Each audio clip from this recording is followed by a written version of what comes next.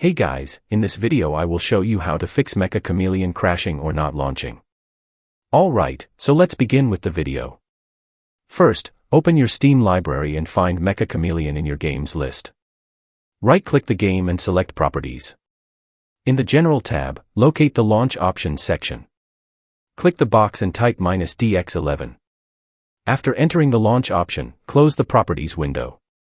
Steam saves the change automatically. Now launch MECCHA CHAMELEON again.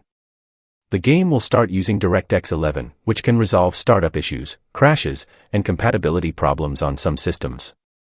If the game launches successfully, you can continue playing with this launch option enabled. If the problem still persists, remove the launch option and try other troubleshooting steps such as verifying the game files or updating your graphics driver. And that's it. So, that's basically how you can fix MECCHA CHAMELEON crashing or not launching. So, that's all for this video. See you in the next one.